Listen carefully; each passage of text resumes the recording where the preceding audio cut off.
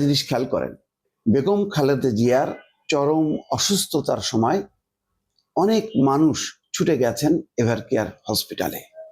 যারা বিভিন্ন দল করেন, বিভিন্ন মতের অনুসারী, তারাও কিন্তু বাদ যাননি। সবাই ছুটে গেছেন এবং বেগম খালেদা জিয়ার প্রতি তাদের সর্বোচ্চ সম্মান, শ্রদ্ধা, দোয়া সবকিছুই নিবেদন করেছেন। কিন্তু আসতে পারেননি তার সন্তান তারেক রহমান। অথচ এটা মনে করা স্বাভাবিক যে যে কোনো মায়ের অসুস্থতার সময় সন্তানরা তার পাশে থাকে। আজকে বাংলাদেশে এমন একটা সুসময়, সবাই বলছে যে এর চেয়ে ভালো সময় আর কখনো হয়নি গত 15-20 বছরের মধ্যে। তো এমন ভালো সময়ের মধ্যেও তারেক রহমান লন্ডন থেকে আসতে পারলেন না। কেন আসতে পারলেন না? তার একটা ব্যাখ্যা যথেষ্ট আবেগ নিয়ে তিনি তার স্ট্যাটাসে দিয়েছেন, ফেসবুক স্ট্যাটাসে, যে এইরকম সংকটময় সময় মায়ের স্পর্শ, স্নেহ, ভালোবাসা যে কোনো সন্তান চায়। সুতরাং আমিও চাই এবং আমিও আসার জন্য উদ্গ্রীব, কিন্তু আমার আশাটা একক সিদ্ধান্তের নিয়ন্ত্রণাধীন নয়। অর্থাৎ তিনি চাইলেই আসতে পারেন না। তাহলে প্রশ্ন হলো যে কোথায় বাধা, কিসে বাধা? সরকারের পক্ষ থেকে প্রেস সচিব শফিকুল আলম বলছেন যে সরকারের পক্ষ থেকে কোনো বাধা নেই তারেক রহমানের দেশে ফেরার ক্ষেত্রে। তারেক রহমানের ওই চিঠি বা ওই স্ট্যাটাসের প্রেক্ষিতে একটা মনে হওয়া স্বাভাবিক, সরকার কি কোনো বাধা দেবে বা বাধা দিচ্ছে? বাধা দেওয়ার মতন কি কোনো পরিবেশ পরিস্থিতি তৈরি করে রেখেছে? কিন্তু না, সরকারের মুখপাত্র প্রেস সচিব জানিয়েছেন যে কোনো বাধা নেই।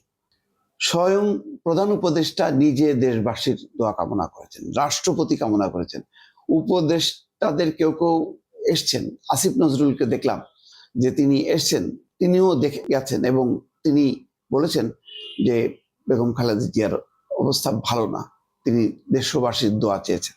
প্রত্যেকেই, সবাই আসতে পারছেন, কিন্তু তারেক রহমান আসতে পারছেন না কেন? তার ব্যাখ্যা কিন্তু তিনি দিয়েছেন, কিন্তু তার অন্তর্নিহিত কারণ বা রহস্য কেউ কিন্তু বুঝতে পারছে না। দর্শক, সত্যি কথা বলতে কি, আমিও বুঝতে পারছি না। শুধু এইটুকু বুঝতে পারি যে সরকার না, দৃশ্যমান কোনো শক্তি না, অদৃশ্যমান কোনো শক্তি তারেক রহমানকে আসতে দিচ্ছে না, বা আসার পথে অন্তরায়, এমনই অন্তরায় যেটা তার জীবন নাশ বা জীবনের প্রতি হুমকি হতে পারে। এখন প্রশ্ন যদি করেন আমাকে, সেই শক্তি কারা বা কে? কোন সেই ব্যক্তি, কোন সেই গোষ্ঠী, কোন সেই শক্তি? এটা এক কথায় দর্শক আমি বলতে পারবো না। তারেক রহমানের একটি রাজনৈতিক ইতিহাস আছে, সেই ইতিহাসের সাথে রাজনীতি জড়িত, সেই ইতিহাসের সাথে সেনা রাজনীতি জড়িত, সেই ইতিহাসের সাথে নানা শক্তি, সামরিক বেসামরিক শক্তি জড়িত, এমনকি আন্তর্জাতিক শক্তিও জড়িত। যেহেতু বিগত 15-20-25 বছর ধরে তিনি কিন্তু মায়ের পাশাপাশি রাজনীতি করে গেছেন এবং রাজনীতির কারণে তাকে দেশ ছাড়তে হয়েছে। খেয়াল করেন, তিনি কিন্তু বেগম খালেদা জিয়ার পুত্র হিসেবে দেশ ছেড়ে যাননি, তিনি রাজনীতিক হিসেবে দেশ ছেড়েছেন।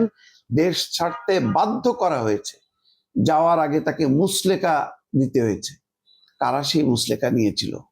কোন সেই শক্তি? সেই শক্তি কি নিঃশেষ হয়ে গেছে? না, সেই শক্তি কিন্তু নিঃশেষ হয়ে যায়নি। তাহলে তারাই কি এখন ছোবল মারার জন্য উন্মুখ হয়ে আছে? এই প্রশ্ন কিন্তু আসতেই পারে। আমি দেখছিলাম মাসুদ কামাল বলেছেন যে তিনি এমন সময় যদি মায়ের কাছেই আসতে না পারেন, তাহলে তিনি দেশের পাশে দাঁড়াবেন কিভাবে? এটা হচ্ছে মানে একটা সহজাত প্রশ্ন বা সহজাত একটা বক্তব্য। কিন্তু তারেক রহমান তো শুধু একটা মায়ের সন্তান না, তিনি একটা প্রতিষ্ঠান। আমি বারবার বলি, তারেক রহমানকে কিন্তু কেউ যদি বলেন যে তিনি একজন ব্যক্তি, তিনি খালেদা জিয়ার পুত্র, না, তিনি খালেদা জিয়ার পুত্র একসময় হয়তো ছিলেন ছোটবেলায়, কিন্তু তিনি একটা প্রতিষ্ঠান। আপনারা বলেন তো, এই যে সংকটকালে 15 বছরে এবং এখন পর্যন্ত যে পরিস্থিতি, প্রতি মুহূর্তে, প্রতি মানে সেকেন্ডে সেকেন্ডে, মিনিটে মিনিটে, ঘন্টায় ঘন্টায় দলকে সামলাচ্ছেন, দলকে নেতৃত্ব দিচ্ছেন কে? বেগম খালেদা জিয়া? না, সবাই জানেন তারেক রহমান।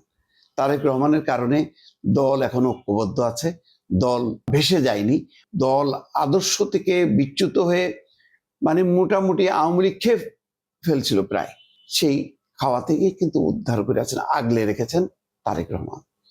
সেই তারেক রহমান আজকে বলছেন যে তার দেশের ফেরাটা তার সিদ্ধান্তের একক নিয়ন্ত্রণাধীন নয়, যে তিনি সিদ্ধান্ত নিলেই আসতে পারবেন।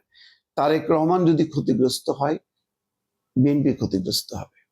বিএনপির মতন বাংলাদেশের একটা সর্ববৃহৎ রাজনৈতিক দল যদি ক্ষতিগ্রস্ত হয়, গণতন্ত্র ক্ষতিগ্রস্ত হবে। মনে করবেন যে এক একটা ইনস্টিটিউশন, আমরা কেন বলি যে মানে রাজনৈতিক দলকে আরো বেশি গণতন্ত্রায়ন হওয়া দরকার,